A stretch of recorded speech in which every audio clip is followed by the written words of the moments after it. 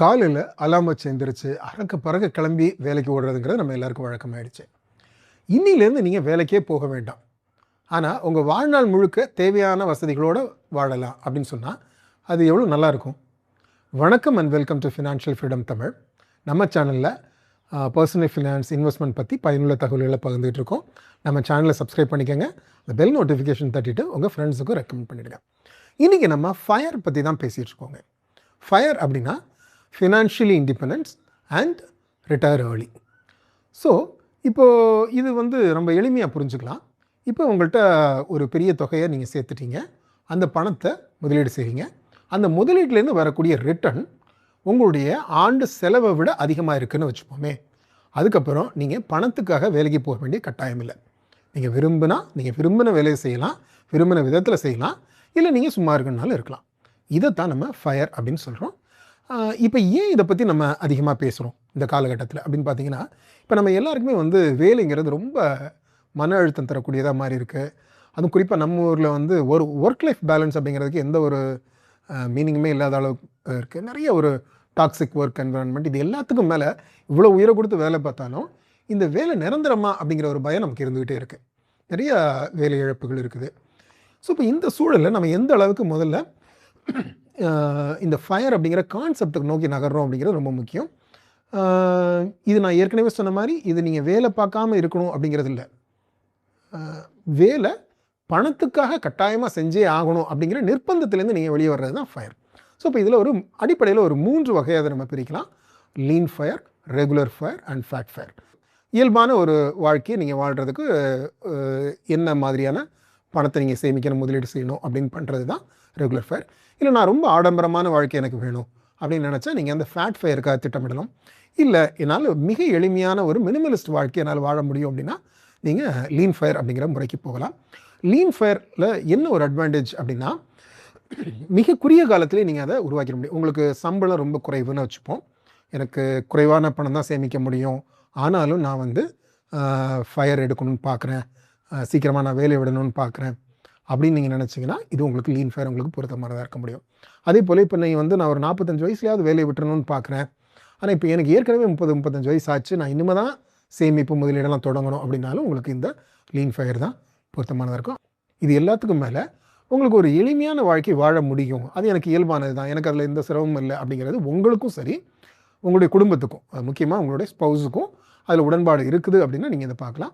இதில் இப்போ நமக்கு நிறைய வாய்ப்புகள் இருக்குது. பார்த்தீங்க அப்படின்னா இப்போ நீங்கள் ஒரு ஒர்க் ஃப்ரம் ஹோம் ஆப்ஷன்ஸ் இருக்குது. ஸோ அதனால் நீங்கள் ஒரு பெருநகரத்துலேருந்து உங்களுக்கு எவ்வளவு சம்பாதிக்க முடியுமோ அதே சம்பாத்தியத்தில் ஒரு சின்ன ஊரில் இருந்துக்கிட்டு இல்லை ஒரு கிராமத்தில் இருந்துக்கிட்டு குறைவான செலவுகளோடு அந்த பணத்தை உங்களால் சம்பாதிக்க முடியும், மிச்சத்தை சேமிக்க முடியும். இந்த மாதிரியான நிறைய வாய்ப்புகள்லாம் இருக்குது. இதெல்லாம் நம்ம லீன் ஃபயருக்கு பயன்படுத்திக்கலாம். இப்போ நம்ம ஏற்கனவே சொன்ன இந்த கார்பஸை உருவாக்குறதுல 25 மடங்கு வேணும் அப்படின்னு சொல்லி, இப்போ ஏன் இந்த லீன் ஃபயர் ரொம்ப அட்வான்டேஜஸ் அப்படிங்கிறது பார்ப்போம். எடுத்துக்காட்டாக பார்ப்போமே. இப்போ 1 லட்ச ரூபா உங்களுக்கு மாத செலவு அப்படின்னு வச்சுப்போம். வருஷத்துக்கு அப்போ உங்களுக்கு 12 லட்ச ரூபா. அப்போ 12 லட்சம் இன்ட்டு 25 அப்படின்னு போட்டிங்கன்னா 25 பேர் இருக்கிறீங்கன்னா 3 கோடி ரூபா உங்களுக்கு கார்பஸ் வேணும். அந்த 3 கோடி ரூபா கார்பஸ் இருந்ததுன்னா நீங்கள் ரிட்டையர் ஆக முடியும். ஆனால் அப்போ அதே இது உங்களுக்கு 50,000 ரூபா தான் எனக்கு செலவு அப்படின்னு சொன்னீங்கன்னா 1.5 கோடி போதும். மாதத்துக்கு 50,000 நீங்கள் செலவு பண்ணிக்கலாம். இல்லை என்னோடய மாத செலவு நான் 40,000 சுருக்கிக்குவேன்னா 1.25 கோடி போதும். ஸோ இந்த மாதிரியான ஒரு அப்ரோச்சை நீங்கள் லீன் ஃபயரில் எடுக்கலாம். ஸோ இதெல்லாம் லீன் ஃபயருடைய அட்வான்டேஜ் அப்படின்னு சொல்லலாம். ஸோ இப்போ இந்த லீன் ஃபயரில் நம்ம செய்ய வேண்டிய ஸ்டெப் என்ன அப்படிங்கிறத பார்ப்போம். ஒரு 4 படிநிலைகளாக இதை பார்ப்போம். முதல்ல நீங்கள் பார்க்க வேண்டியது, மிக அதிகப்படியாக நீங்கள் சேமிக்கணும். அதாவது உங்களோட வருமானத்தில் எத்தனை விழுக்காடு சேமிக்கிறீங்க அப்படிங்கிற சேவிங்ஸ் ரேட் அப்படின்னு நம்ம சொன்னோம் அப்படின்னா அது ஒரு 70% வரைக்கும் இருக்கணும். 40% 70% வரைக்கும் உங்களால் சேமிக்க முடியும் அப்படின்னா அப்போ நீங்கள் குறுகிய காலத்தில் அந்த கார்பஸை உருவாக்கிட முடியும். ஸோ இப்போ இந்த முதல் ஸ்டெப் நீங்கள் பண்ண வேண்டியது லீன் ஃபயருக்காக மிக அதிகப்படியான சேவிங்ஸ் ரேட் நீங்கள் வச்சுக்கணும். உங்கள் வருமானத்தில் 70% வரைக்கும் நீங்கள் சேமிக்கணும். அப்படின்னா தான் நீங்கள் இதுக்கு முதல் வேலையை நீங்கள் செய்கிறீங்க அப்படின்னா. சரி, அப்புறம் சேமித்த பணத்தை என்ன செய்யணும்? 2வது ஸ்டெப்பு, அதை நீங்கள் எக்விட்டியில் முதலீடு பண்ணணும். ஏன்னா எக்விட்டிங்கிற அசட் கிளாஸ் தான், அதுதான் உங்களுக்கு ஒரு நல்ல ரிட்டர்னை தர முடியும். அப்போ நீங்கள் சேர்க்கக்கூடிய பணத்தை இன்னும் பெருக்கணும். அப்போ அதுக்கு எக்விட்டியில் முதலீடு பண்ணுறது மிக மிக முக்கியமானது. சரி, இது எல்லாத்துக்கும் முன்னாடி நீங்கள் பண்ண வேண்டியது ஒரு எமர்ஜென்சி ஃபண்டை உருவாக்கணும். அதாவது திடீர்னு இந்த இந்த இந்த ப்ராசஸில் நான் இருக்கிற சமயத்தில் எனக்கு ஏதாவது ஒரு வேலை இழப்பு வந்துருச்சு அப்படின்னா எப்படி நான் சமாளிக்க போகிறேன். அதே போல் தேவையான அளவுக்கு உங்களுக்கு மருத்துவ காப்பீடு, டேர்ம் இன்சூரன்ஸ் இதெல்லாம் நீங்கள் எடுத்து வச்சுக்கணும். ஸோ இந்த எமர்ஜென்சிக்கு எதிராக உங்களை நீங்கள் ப்ரொடெக்ட் பண்ணிக்கணும். இது 3ஆவது ஸ்டெப்.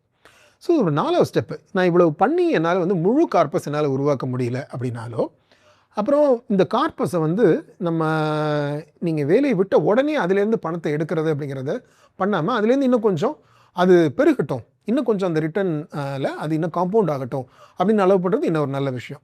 ஸோ அப்போ அதனால் நீங்கள் என்ன பண்ணலான்னா, இப்போ எனக்கு முழு நேர வேலை தான் ரொம்ப மன அழுத்தம் தரக்கூடியதாக இருக்குது.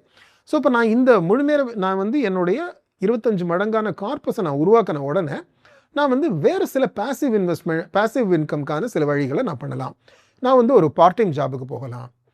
முழு நேர வேலையை விட்டுட்டு பார்ட் டைம் ஜாப் எனக்கு வசதியான நேரத்தில் பண்ணுற மாதிரியான ஒரு வேலையை நான் எடுத்துக்கலாம். இல்லை நான் ஒரு ஃப்ரீலான்சிங் பண்ணலாம். இல்லை நான் வந்து 20 வருஷம் நான் ஒரு துறையில் வேலை பார்த்துருக்கேன். அதில் எனக்கு நிறைய விஷயங்கள் தெரியும்.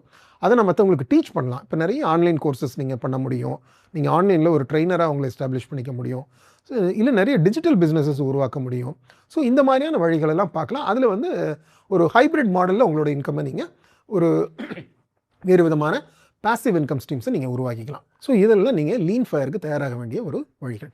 சரி, இப்போ லீன் ஃபயர்க்குள்ள என்னென்ன சிக்கல்கள் இருக்குது அப்படின்னு பார்ப்போம். ஸோ இதில் இருக்கக்கூடிய ரிஸ்க் அப்படின்னு நீங்கள் பார்த்தீங்க அப்படின்னாக்க, இன்ஃப்ளேஷன் ரிஸ்க். இப்போ நம்ம நம்மளுடைய செலவு இவ்வளோ தான் இருக்க போகுது அப்படின்னு கணக்கு போட்டு அதுக்கேற்ற அளவுக்கு நம்ம வந்து ஒரு கார்பஸ் கிரியேட் பண்ணி வச்சுருக்கோம். ஆனால் பணத்துடைய வாங்கும் சக்தி குறைஞ்சிக்கிட்டே தான் போகும்.